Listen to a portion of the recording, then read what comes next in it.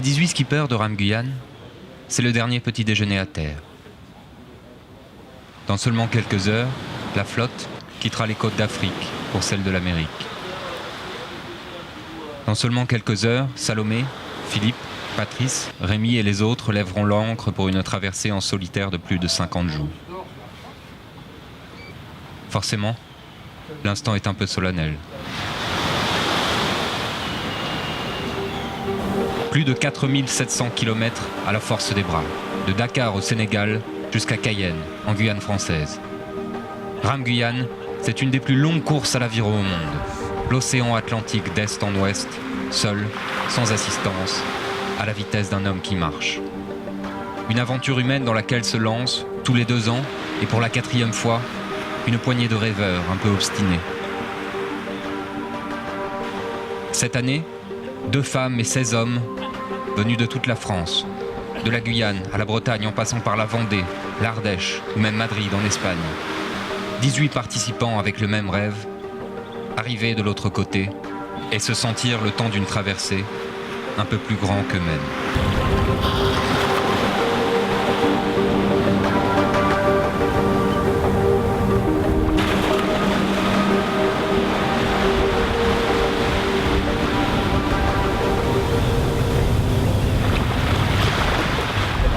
45 minutes avant le départ, sur les bateaux, tout le monde. Allons-y. Top, c'est parti là. Allez, à l'arrivée. Un océan à la force des bras. L'Everest pour un rameur. Et pourtant, au moment de prendre le large, personne ne semble inquiet. Faites. Je fais du rugby. Moi je vais parler. Les concurrents, Salomé, Gérard, Richard, tous ont l'air plutôt soulagés. 2 ans que les rameurs attendent ce moment. Des mois et des mois de préparation, de recherche de financement, d'attente. Certains, comme Jean-Pierre, Pascal ou Philippe, ont déjà tenté l'aventure lors des éditions précédentes. D'autres attendent depuis plus longtemps encore.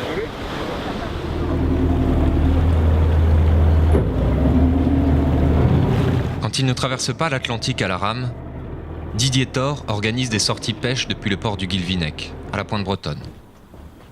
Ram Guyane, chez les Thor, c'est une histoire de famille qui dure depuis bientôt 10 ans. C'est mon frère qui m'en a parlé la première fois de cette course-là, en 2005. J'ai failli la faire en 2000. Lui l'a faite en 2009. Moi, j'étais son routeur. Et j'ai failli la faire en 2012. Je me casse le bras 2 mois et demi avant le départ. Donc voilà, j'avais le bateau, j'étais prêt à partir quasiment. Et bon, bah voilà. Un aléa, comme on dit. Avec un seul bras valide, impossible de prendre le départ en 2012. Pourtant, la mésaventure de Didier n'aura pas raison de sa détermination. Je me suis laissé un petit temps quand même, après une fracture, une double fracture, etc. Tu dis bon, c'est un peu lourd quand même, mais bon, je me suis laissé le temps de la réflexion, mais en fait, je crois que c'était tout réfléchi. Et à mon avis, le plus difficile, c'était d'être au départ de Dakar. Après, sauf blessure, je dirais, ou bateau coupé en 2 par un cargo, je vois pas bien ce qui pourrait m'empêcher d'arriver en Guyane.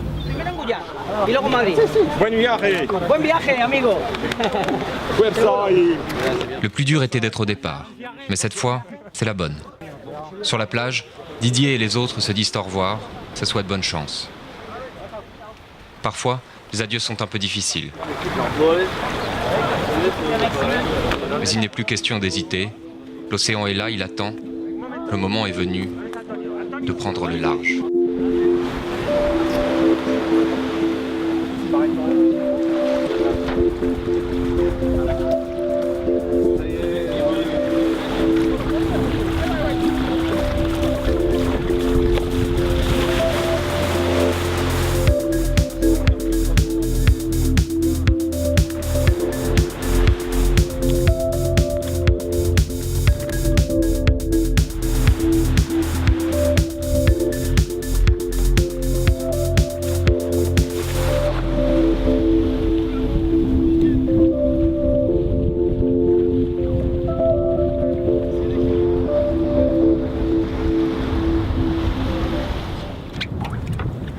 Les skippers ont tous rejoint leur bateau. Avant 60 jours de mer, c'est le moment de vérifier qu'on n'a rien oublié. En solitaire, souvent, c'est une question de survie. Et parfois, pas vraiment. J'ai oublié la ratatouille, c'est un gros drame. Jean-Pierre Lassalarié en est à sa deuxième participation. La première fois, en 2006, il avait raté la ligne d'arrivée. Cette fois, il ne veut rien laisser au hasard. Ah ouais, non mais là, ma mère, elle se suicide à l'arrivée si elle voit que j'ai pas pris la ratatouille. Putain, elle m'a tellement pas pris la tête, mais tellement fait penser à ça que je l'ai oublié.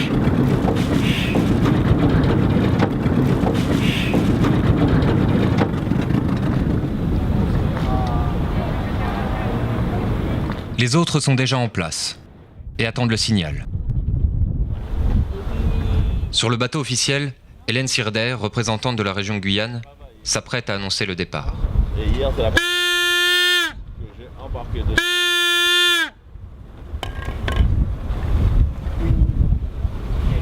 Une minute avant le départ. Une minute avant le départ. C'est bien. Et c'est la première fois que j'ai embarqué dedans hier, mais... Les familles et les proches des skippers sont venus les encourager pour les premiers coups de rame. Les pêcheurs de la baie ont laissé leur ligne de côté. Tous ont du mal à y croire.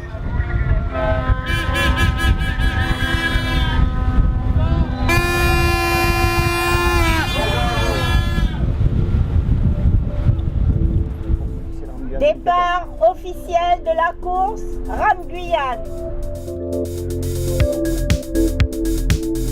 À tous les rameurs, départ de la course officielle Rame Guyane 2014. Départ officiel.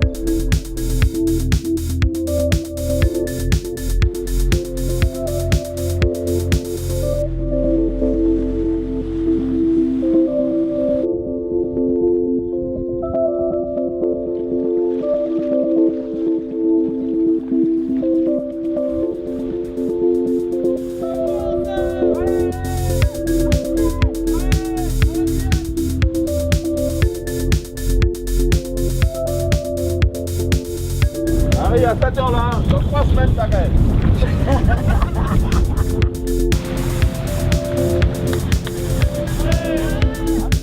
Le premier coup de rame, parfois ça fait vachement de bien. Là on est parti, ça y est. C'était facile de laisser mon père et ma soeur. Mais qu'est-ce que ça fait du bien, putain! Voilà.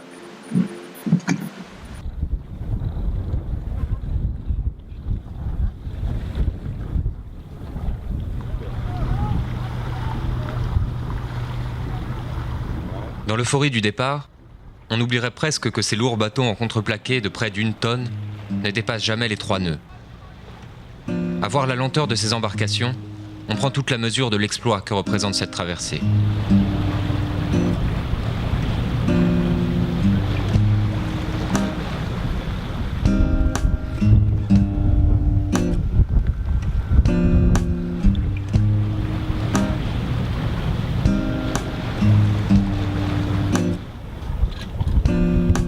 Lentement, très lentement, les bateaux s'éloignent, dépassent l'île de Gorée et finissent par sortir de la baie de Han. Les distances entre les concurrents se creusent, les familles et les accompagnateurs regardent s'éloigner les bateaux. Dès les premiers milles, plusieurs stratégies se dessinent. Des vents contraires sont annoncés pour les prochains jours. Sans voile pour aider le bateau, impossible d'espérer remonter au vent à la seule force des bras. Rester, tenter le coup en travers du vent, personne ne sait trop quoi faire. Je sais pas, moi le routeur, je comprends rien là. Te dis quoi le routeur? Il dit faut observer. Bon, on observe. Voilà. Le vent semble décidé à empêcher le départ de la course. On se pose la question de savoir si on va y aller ou pas, sachant que tout le monde a dégringolé beaucoup dans le sud, mais commence à progresser un peu vers l'ouest. Donc la question étant que les prévisions sur 2 jours ou 3 jours sont pas très bonnes, en tous les cas sont identiques à celles d'aujourd'hui, il va peut-être falloir se lancer quand même à trouver la zone météo la plus favorable. Pourtant bien parti, après plus de 24 heures passées à ramer, Rémi Landier est rabattu vers la côte. J'ai ramé toute la nuit. On m'a dit que j'étais deuxième. Et puis je suis pas arrivé à passer. Il me semblait que j'avais fait le plus dur. Il me semblait vraiment que j'avais fait le plus dur. Et puis... ouais, ça fait chier. J'aurais pas dû monter en fait. Il y en a beaucoup qui se sont mis à l'abri. C'est vrai que les conditions n'étaient pas bonnes. Pour tous ceux qui sont partis, c'est le même constat. Impossible de se décoller des côtes. Plus au sud, Patrice Massiel a même été contraint de jeter l'ancre pour ne pas s'échouer sur la plage. J'ai bataillé un bon moment et je suis pas arrivé. J'ai même pas encore mangé en plus. Je pensais que ça allait mieux se passer que ça. J'ai eu un coup de vague, la caméra elle est partie à la mer. Ah ouais? Vraiment, hein?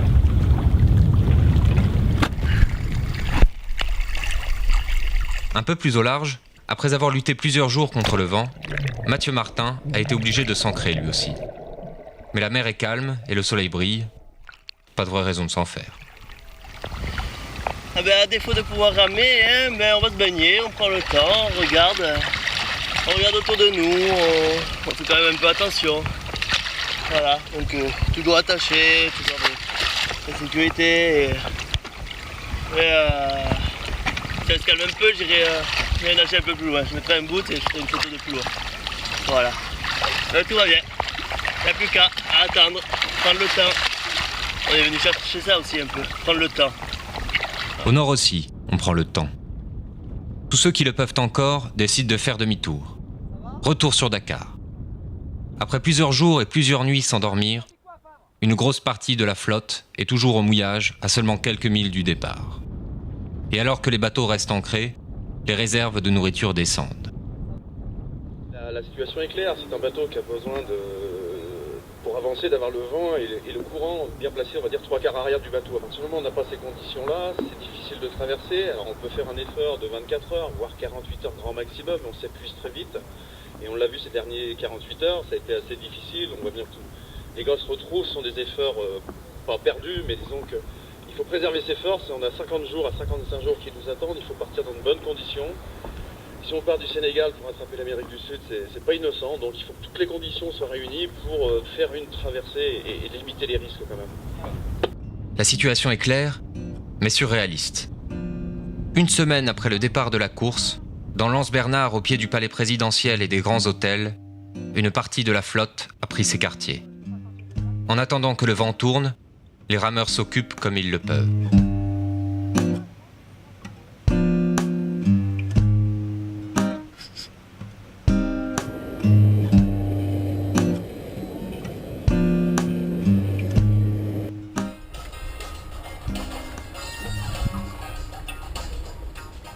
Pour ceux qui ont choisi de tenter le coup contre le vent, la course a déjà plus que commencé. À force de lutter, les rameurs semblent déjà usés. Premier au classement depuis plusieurs jours, Olivier Bernard somnole aux avirons. Grosse fatigue depuis 2 jours parce qu'effectivement j'essaie de remonter vers l'ouest. Et là vraiment gros fatigue, je suis complètement explosé, il n'y a pas d'autre terme. De tel point que tout à l'heure je me suis endormi sur mon banc de nage, donc ça devient grave. Patrice Charlet est parvenu à redresser sa trajectoire. Déjà très au sud, la Rebelle file maintenant vers l'ouest et la Guyane. Mais le départ a laissé un goût amer. J'en avais marre de ramer contre le vent et la houle. Je me suis dit je vais mettre mon ancre flottante.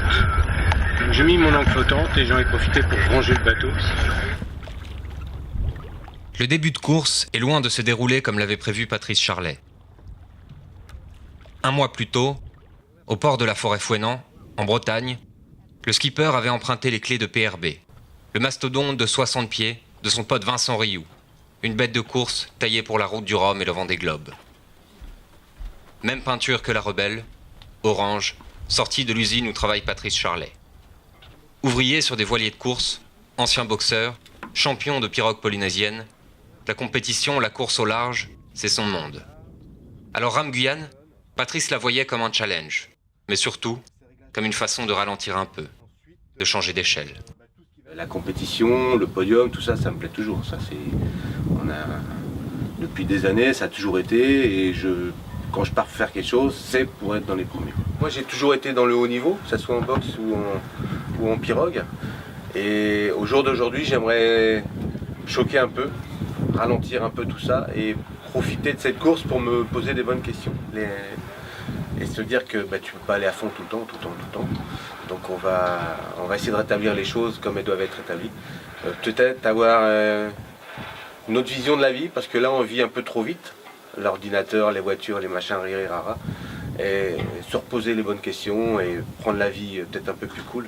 Et je crois que la Rame Guyane, là on va vraiment avoir le temps de se poser la question, de réfléchir. Le début de la promenade s'est transformé en épreuve d'endurance. Et la route est encore longue. À Dakar, c'est d'ennui que souffrent les rameurs. J'attends ce moment-là avec impatience. Ouais. Ça va le faire. Mais selon Richard Perret, une fenêtre semble justement s'ouvrir dans les prochains jours. Mardi matin, s'il y a confirmation de Dominique, je ne peux pas dire que je mets l'étoile, mais... 2 jours plus tard, en effet, la bascule est là. 10 jours après le départ officiel de la course, la chance tourne enfin, et le vent avec. Mardi 28 octobre, ça y est, c'est à nouveau le grand départ. Donc les côtes s'éloignent au fur et à mesure. Un bon vent du nord, des courants plutôt porteurs, une mer un peu hachée qui est dure à naviguer, mais globalement ça va. Tout le monde a profité de la fenêtre météo. Un seul mot d'ordre, s'éloigner le plus possible des côtes avant que le vent ne change d'avis. Mathieu Martin a rangé son maillot de bain et tire aussi fort qu'il le peut sur les avirons.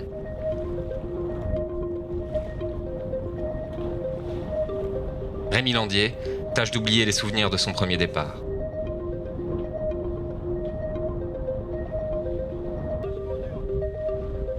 Patrice Massiel a finalement quitté la plage et les cocotiers de la petite côte sénégalaise. La terre a disparu.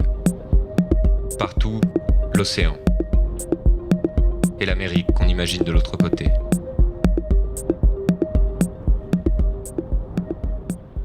Mais alors que tout le monde regarde s'éloigner lentement la flotte, une balise de détresse est déclenchée, à seulement quelques milles des côtes. Un premier abandon, à peine croyable. Pascal Ténière participe à la course pour la 2e fois. En 2012, après seulement 3 jours de navigation, un violent mal de mer et une blessure à la main avaient contraint le skipper de Charlotte à abandonner. Le rameur a voulu retenter cette année l'aventure. Mais rien n'y fait. La peur du large a été plus forte.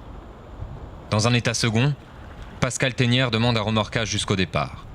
Pour lui, la course est terminée. Le lendemain, Pascal a repris ses esprits. Encore sonné, il tente de comprendre ce qui lui est arrivé.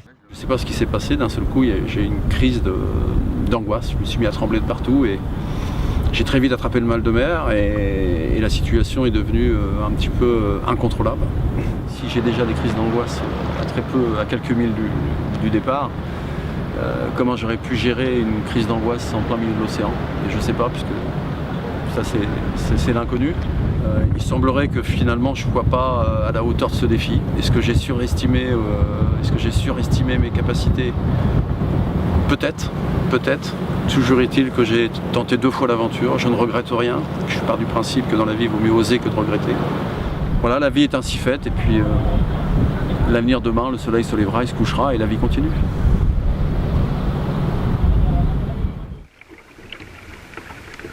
En mer aussi, la vie continue.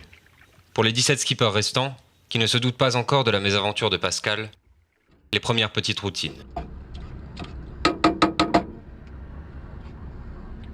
Voilà, je vais me régaler.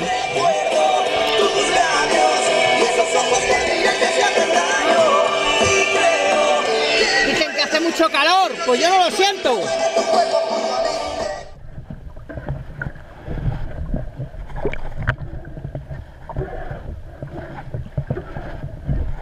À mesure que les rameurs s'éloignent du rivage, les barques de pêcheurs sont de plus en plus rares. Plus aucun risque maintenant de s'en mêler dans un filet dérivant. Mais les rameurs ne sont pas encore hors de danger. Il faut encore traverser l'autoroute maritime ouest-africaine. Un cargo de cette taille pourrait passer sur un bateau sans même le voir et continuer sa route, l'esprit tranquille. Et voilà ce qu'on voit passer au réveil, tout près de Soura. On est à une distance de 200 mètres à peu près. Un joli petit bateau qui de toute façon lui m'aurait pas vu, voire m'a pas vu du tout. Voilà, c'est assez toujours impressionnant, toujours c'est un peu ouais, ça fait un peu froid dans le dos quand même. Hein. Et alors pour vous montrer à quel point c'est pas fini, et il suffit de tourner un petit peu et paf, vous voyez au fond. Et ben voilà, au fond il y en a un qui arrive. Il m'envole, il me cherche. Allez, je complète ma collection de Unico Sienna. Et ben voilà, il est pas mal celui-là aussi. Fin pour l'instant de l'épisode cargo. J'en suis au 3e depuis ce matin qui me frôle. Celui-là était encore plus proche que les autres, impressionnant. Alors j'avais prévu de me reposer parce qu'effectivement j'étais un peu fatigué, mais je crois que la zone n'est pas très bonne. Je vais essayer de m'écarter au maximum de la côte. Je sais pas comment je vais tenir, mais là je le sens pas bien quand même. Et je suis sorti comme un pressentiment et le temps d'enlever vite fait l'ancre flottante. Heureusement j'avais laissé les avirons en poste parce que j'étais rentré qu'une demi-heure. Je peux vous dire que j'ai fait comme si j'étais parti faire un sprint, je me suis écarté, bon je pense qu'il serait passé quand même à côté, mais il serait passé très très près. Bon, frayeur, les gouttes qui tombent encore, mais bon, émotion, salut. Après quelques jours d'angoisse permanente et d'insomnie, la flotte s'est enfin dégagée des grandes routes maritimes. Les rencontres humaines se font de plus en plus rares, la nature se fait plus grandiose, omniprésente. Les rameurs entament un long tête-à-tête avec l'océan.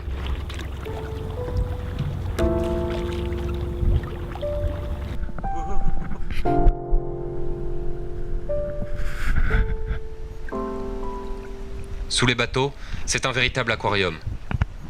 Les embarcations attirent les bancs de petits poissons, qui eux-mêmes en attirent des plus gros, et ainsi de suite. Regardez avec qui je suis aujourd'hui. Regardez. Regarde-moi comme elle est belle. Elle est superbe. Une superbe tortue. À moins d'une semaine des côtes, les bateaux traînent tous leur petite colonie de dorades coryphènes derrière eux.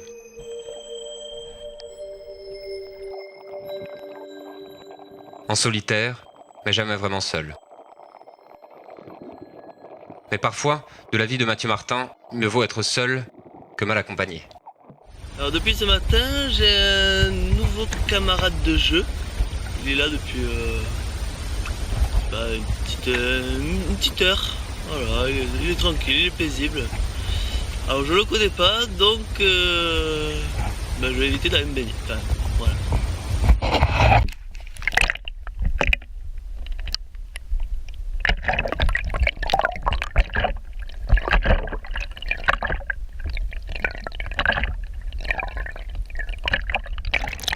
Mais la palme de la rencontre la plus insolite revient sans doute à Olivier Bernard.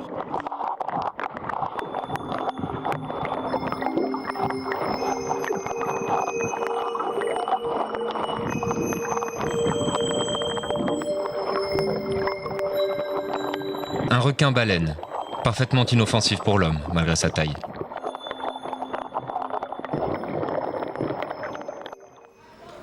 À terre, ils sont nombreux à suivre avec attention la progression des rameurs. Bien sûr, il y a les familles, les routeurs, les médias, mais pas seulement. Dans les écoles, les rameurs ont aussi de nombreux fans. Aujourd'hui, les CM1 de l'école Jean Massé reçoivent la visite de Michel Aurault, l'un des fondateurs de la course. L'occasion de poser quelques questions. Et le poids obligatoire. C'est tous le même Oui, mais bateau. c'est quoi le poids? C'est combien? Le poids minimum, c'est 480 kg. Même si, pour les plus attentifs, le principe est déjà plus ou moins compris. Allez, équipe non, pas du tout. Le premier bateau qu'il avait s'appelait Croquignol, en vrai. Les CM1 de Jean Massé ont déjà leur skipper. Depuis le départ, C'est Jean-Pierre Lassalarié dont ils suivent la progression. Grâce au téléphone satellite embarqué, aujourd'hui, ils vont pouvoir lui poser directement quelques questions. Mais le téléphone satellite reste une technologie aléatoire. J'entends pas bien. Oui, non, la question c'est bien, quelle est ta motivation? D'accord. Très bien, merci d'abord. C'est pas facile, hein. C'est pas facile, on l'a entendu déjà. Hein. On l'a entendu. C'est ça qui compte. Car peu importe la qualité des communications, la machine à rêve tourne à plein régime.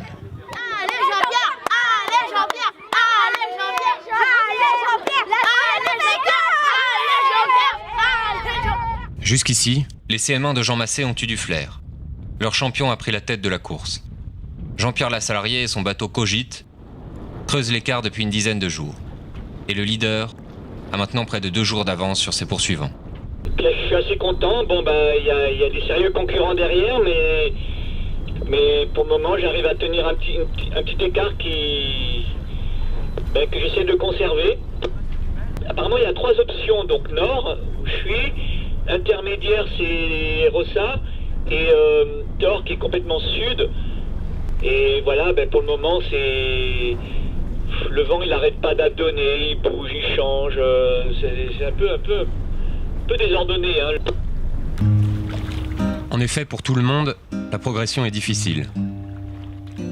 Catherine Barrois fait partie du groupe d'intrépides qui ont tenté leur chance contre le vent, dès le départ, sans prendre le risque de perdre du temps au mouillage. Pourtant, la rameuse, l'une des 2 femmes de la course, n'est en compétition que contre elle-même dans ce monde d'hommes. Quand j'avais 20 ans, je voulais faire comme les garçons, moi. Mais j'ai compris qu'avec l'âge, on ne peut pas faire comme les garçons. On n'a pas la même force. On n'a pas les mêmes qualités, on se complète. Donc moi, je le fais en tant que femme. Je pense que je serais un garçon, je ne me serais pas fait de soucis. Dans ma tête, femme ou homme, c'est pareil. Hein. On est à la même échelle. Depuis toujours, la Melwin se nourrit des récits des grands navigateurs, avec une admiration particulière pour les navigatrices.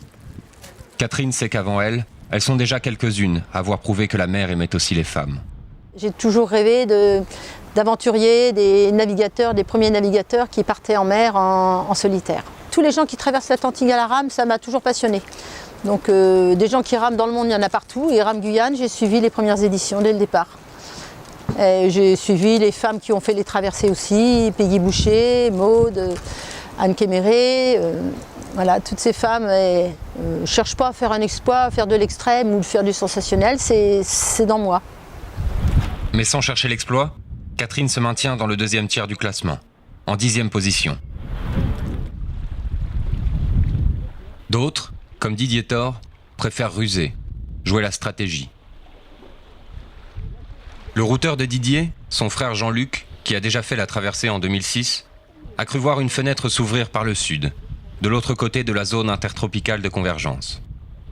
Ce qui implique d'abord de traverser le poteau noir, un phénomène météorologique que les navigateurs ont plutôt tendance à fuir. Alors je suis un peu tout seul à suivre cette route, hein. Ils vont tous dans l'ouest, ce qui fait que je tombe au classement. Bon, il faut l'accepter, hein, parce que l'idée c'est de descendre dans le sud, de traverser la ZIC, zone intertropicale de convergence, autrement dit le poteau noir, et d'aller chercher dessous des vents de sud-est. Alors je me sens un peu tout seul sur cette option, mais cette idée ne me déplaît pas complètement en même temps. Je vais être le seul à avoir vu le truc que peut-être les autres n'ont pas vu. Que les autres n'ont pas vu, ou simplement pas cherché. La course n'en est pas vraiment une pour tout le monde. Ils sont quelques-uns, comme Gérard Marie, bon dernier, à envisager Rame Guyane comme une traversée, plutôt qu'une compétition. Alors le Vendéen prend le temps de profiter de l'aventure, quitte à ramer un peu moins.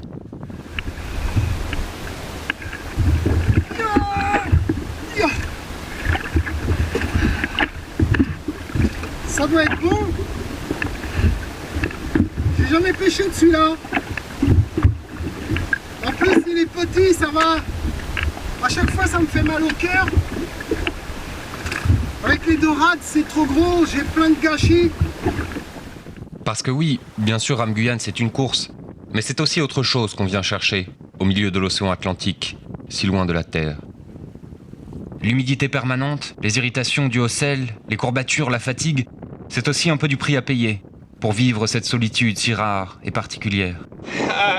Tout va bien. Pastis, cacahuètes, c'est l'heure de l'apéro. Pourquoi l'apéro? Parce qu'aujourd'hui je suis en forme, j'ai très bien ramé. Voilà, je suis content. Tout a l'air de bien se passer. La mer est en train de monter un petit peu, il y a un peu de vent. Bon, ça me plaît bien. C'est qu'à part ramer, il n'y a pas grand-chose à faire sur ces petits bateaux de 8 mètres et leur cabine de la taille d'un cercueil. Les appels satellites de la Terre sont une distraction précieuse. Alors on les attend fébrilement, parfois très longtemps.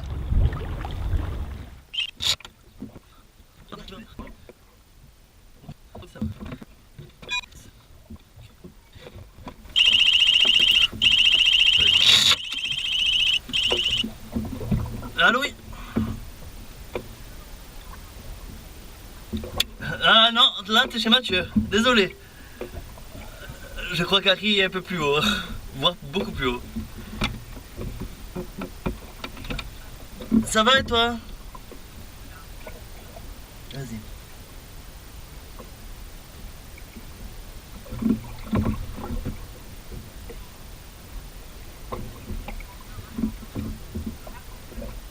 Ah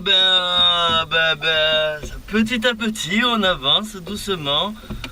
On cherche à faire un peu d'ouest quand on peut. Le truc qui s'est passé, c'est que les vents devaient changer. Il devait y avoir une rotation de vent hier, qui n'a pas eu lieu, et on dirait que c'est maintenant. Donc il y a eu un peu de retard, mais tout va bien. Voilà. L'inconvénient de ça, c'est que ça passe une fois sur deux.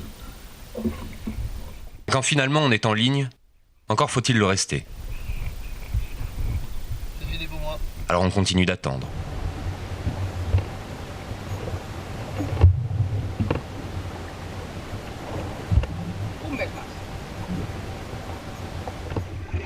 Et quand décidément ça ne marche pas, on retourne ramer. Et les coups d'aviron s'enchaînent. Le temps s'étire.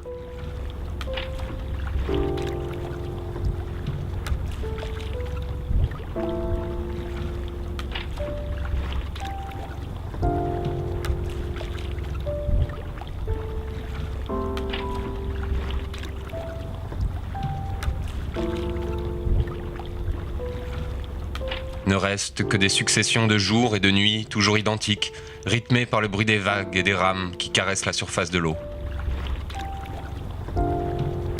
Et une fois de temps en temps, la verticale d'un mât vient briser les ondulations monotones de l'horizon.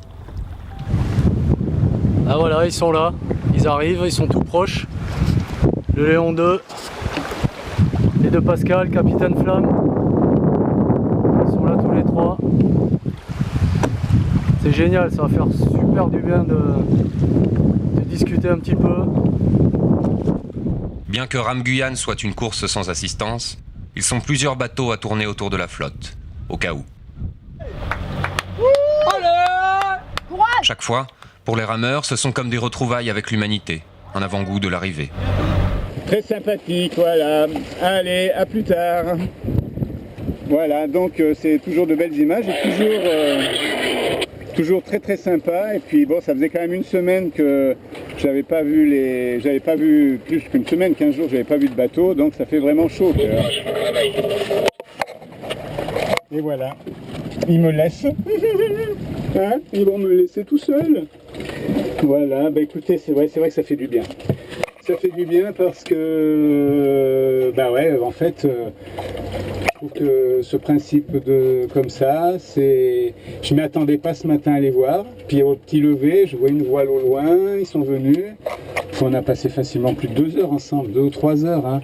J'ai ramé, on a parlé de plein de choses et c'est vrai que ça fait du bien, voilà, tout simplement. Et l'on regarde toujours les bateaux partir avec un petit pincement au cœur. Tous les participants se doutaient bien qu'à cette période, en dehors de la saison des alizés, La course allait durer plus longtemps que les années précédentes. Mais à ce point, personne ne l'avait imaginé. 50 jours que les rameurs sont en mer, et les côtes sont encore loin. Certains ont déjà commencé à rationner leur nourriture. Aujourd'hui, préparation culinaire. Petite Marara qui voulait venir voir la grosse Marara. Bah tant pis, elle est restée dans le cockpit. Bon, c'est une petite sardoche on va dire. Hein, c'est pas une grosse portion, mais c'est ton vert, c'est ton jaune. Et puis voilà, on va le faire.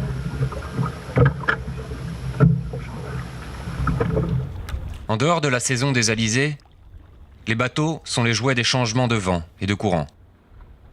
Mais alors, pourquoi être parti si tôt ?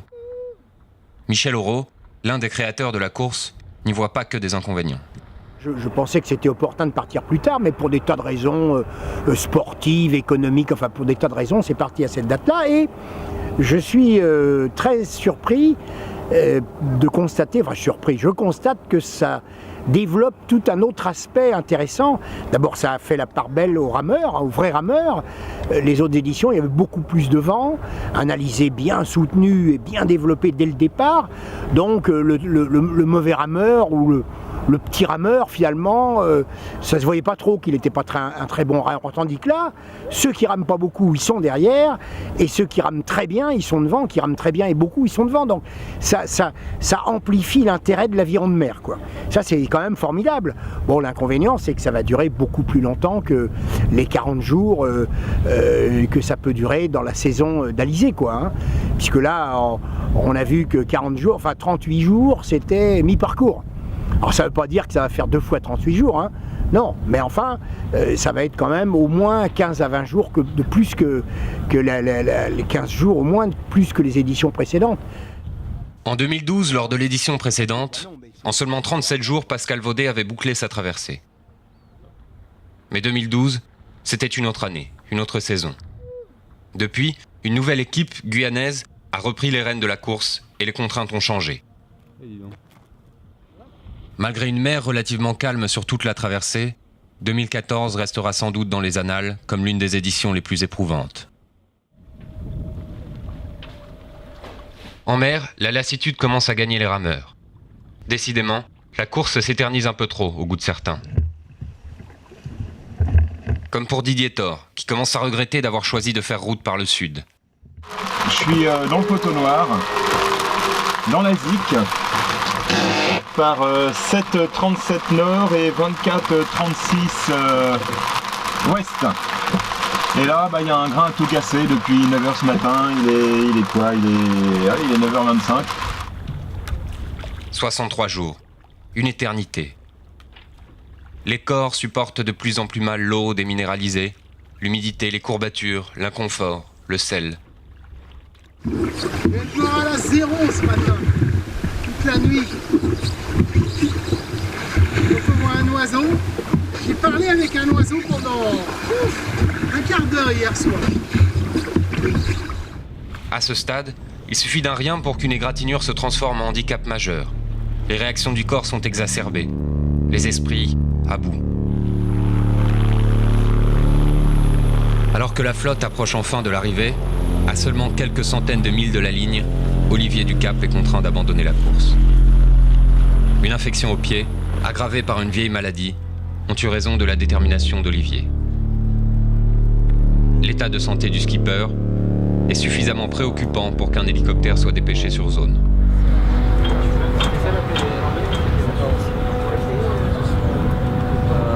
J'ai préféré ma santé à la course et voilà. J'aurais quand même fait, je pense, une belle course. Et tant pis pour le podium. Il était à ma portée, hein. C'était trop difficile pour moi de ramer. Et j'aurais fait que du mal en plus. Ma maladie aurait pu aggraver la blessure effectivement. Et voilà, c'était un peu mon défi personnel. Et voilà, il est presque atteint. Et voilà, je retrouve les miens et voilà, je me dis que j'étais bon quand même. Je me suis donné la preuve à moi-même que Voilà, que c'est une maladie, ben oui, je l'ai, mais à côté, je peux faire quelque chose. Sacré mec quand même.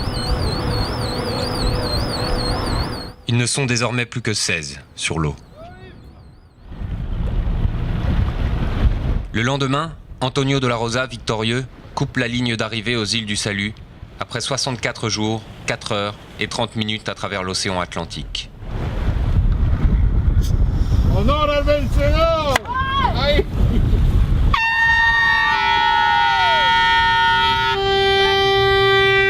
L'Espagnol, 5e au classement quelques jours plus tôt, est parvenu, avec un peu d'audace, à se hisser en tête de la course, avec une demi-journée d'avance sur le second. La tierra, ya sale. Ahí está el campeón. ¡Ay, que se mueve la tierra! Se mueve la tierra. Muchas gracias. Felicitaciones. ¿Cómo fueron los últimos días en el mar? Los últimos días. Remar 22 horas en el día, durante 2 días sin apenas dormir, muy cansado, pero bueno, la verdad es que la satisfacción de haber podido ganar la carrera es muy grande. Ahora, tierra, ahora sí, ahora sí. Gracias. Aventurier quasi professionnel, Antonio de la Rosa traversait l'Alaska à pied, 1 an plus tôt.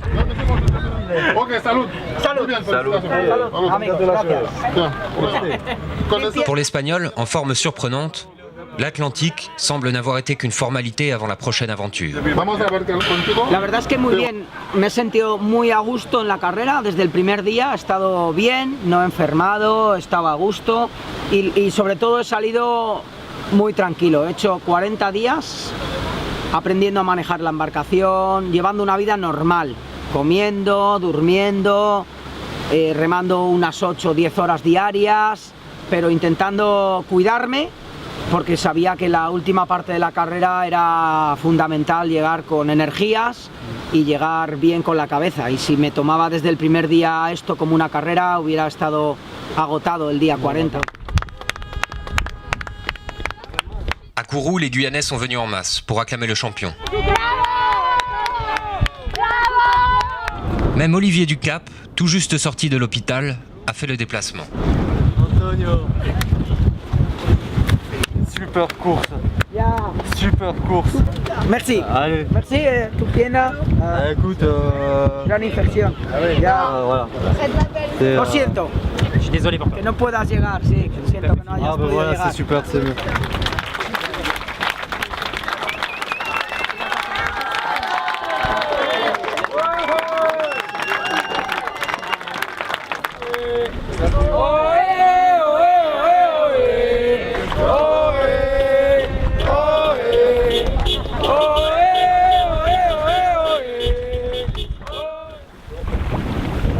La voie est ouverte et les suivants ne sont pas loin. 18 heures plus tard, au petit matin, Laurent et Témer décrochent tranquillement la seconde place.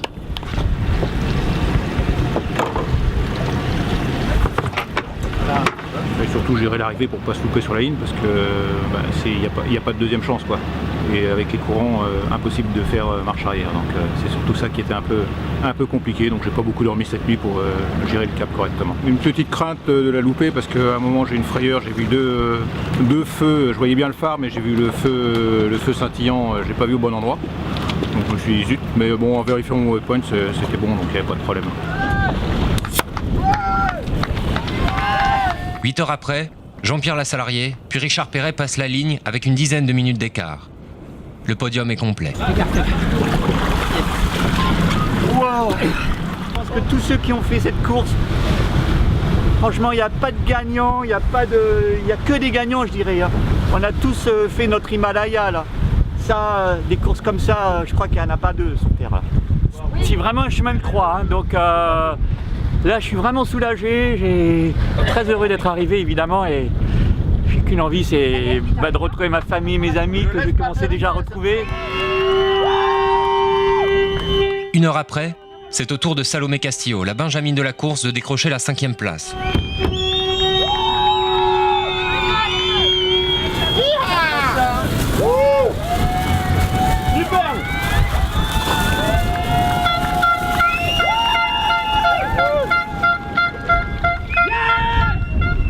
Après 64 jours de traversée, 5 arrivées en presque 24 heures. Du jamais vu dans l'histoire de Ram Guyane. Super. Super. 4 jours après, Catherine Barrois à la Malouine se classe 6e en 69 jours, 21 heures et 40 minutes. Les deux femmes de la course terminent donc dans le premier tiers du classement. Tout près d'entamer le deuxième tiers, Olivier Bernard est rabattu à la côte par un coup de vent. Il est obligé d'abandonner, à seulement quelques heures de l'arrivée. Ça fait râler d'échouer si près du but, mais bon, en plus c'est pas tout à fait un échec. Pour moi c'est pas rien. Mais non, c'est vrai que j'ai pas de bol. T'as pris un coup de grain et t'as remporté d'un coup. Ah ben depuis l'enfant perdu. Ah ouais. À l'enfant perdu, j'ai pris un grain et... T'as senti la secouer ce soir. Le lendemain, Philippe Malapert, plus prudent, lui ravit la 7e place, sans se presser. Bravo papa! Il est fou, hein, papa. Hein? Il est un peu fou. Pas trop. 2 jours avant le début de l'année 2015, et juste à temps pour assister à la remise des prix à la région Guyane.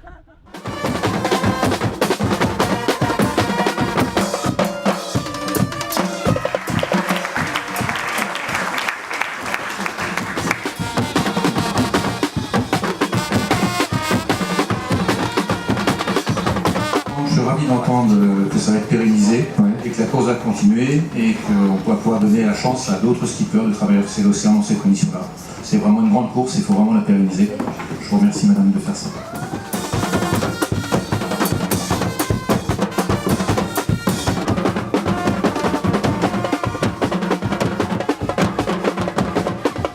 Monsieur Antonio de la Rosa, s'il vous plaît.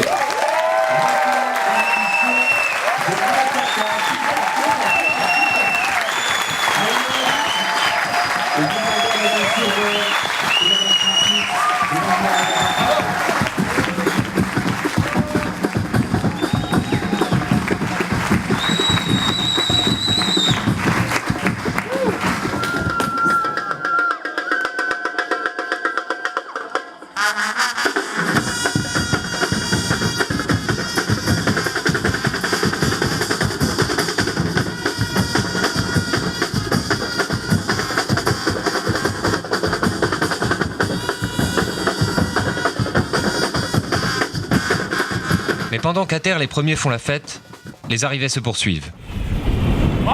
Pour Didier Thor, le bigoudin, l'option sud a fini par payer. Malheureusement trop tard. Passé en 2 semaines de l'avant-dernière place à la 8e, le Breton s'offre une arrivée au coude à coude avec Rémi Landier. Les skippers passent la ligne avec 20 minutes d'écart. Laisse-moi 5 minutes. Il m'a emmené alors. Où est-ce là?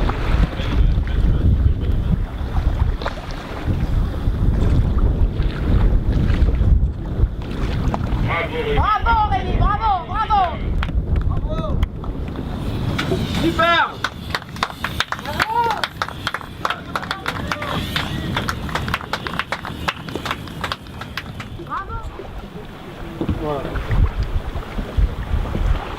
Pour McCoy et Olivier Montiel, la course se termine en remorque derrière le Beru, l'un des bateaux assistance de la course. Jusqu'au bout, l'océan n'épargne aucun de ses caprices aux rameurs. Il y a maintenant quelques jours où nous nous sommes fait attraper, McCoy et moi, dans un maelstrom, vraiment un gros courant antagoniste qui plutôt nous rapprochait de la Guyane, nous éloignait, mais vraiment très rapidement. Et je partais à 3 nœuds. Dès que je ramais, en fait, je réduisais la vitesse du courant, mais j'ai jamais pu la réduire à valeur positive, j'étais toujours en négatif. J'ai lutté pendant 8 jours, tous les matins je descendais au sud. Je faisais plusieurs dizaines de milles et toutes les nuits j'arrivais pas à contrôler la remontée, donc je perdais en fait ce que je faisais, donc j'ai fait un yo-yo incessant pendant 8 jours. J'ai appelé Tara pour lui dire à l'organisation, bon ben voilà, j'abandonne la course, je mets mon cerf-volant. J'ai jamais pu l'envoyer, à chaque fois il retombait, pas assez de vent, trop de vent, et du coup je me suis fait dépaler, j'ai dû faire quelque chose comme 200 nautiques en plein est. Donc 200 nautiques que j'avais fait d'un côté, je la refaisais de l'autre.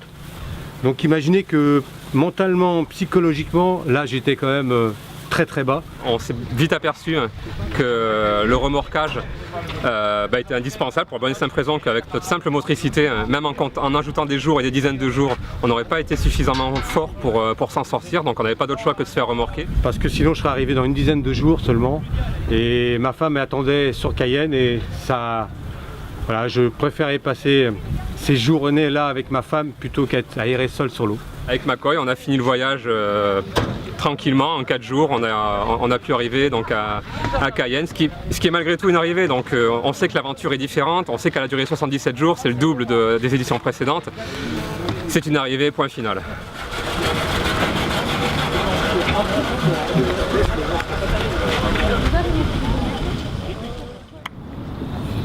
Super !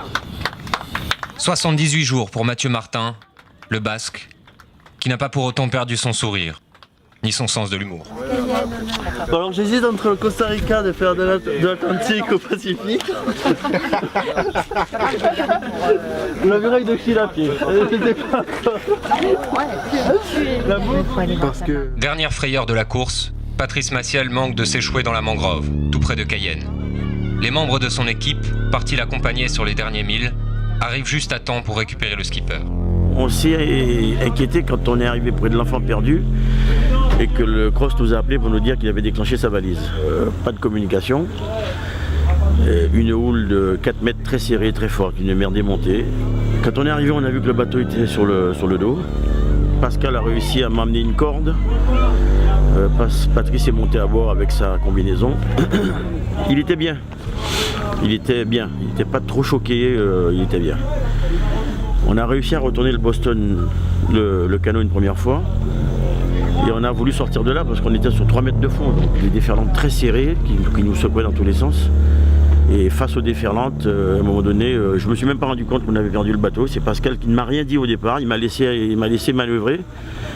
Et puis quand on s'est éloigné un peu de la côte, il me dit tu peux y aller maintenant parce que le bateau n'est plus là. Mais bon, on était tous à bord et il fallait sortir des déferlantes. C'était chaud. Je peux dire que c'était chaud. Bravo. C'était très chaud. Quelques heures plus tard, c'est Gérard Marie, le doyen de la course à 68 ans, qui clôture la 4e édition de Rame Guyane. Dans quelques années, assis à regarder le feu dans la cheminée, j'y repenserai. Les Noëls, j'ai vécu Noël dans le bateau, c'était beau. Je repenserai, donc il est heureux le bonhomme. Le bonhomme, il est content. Voilà.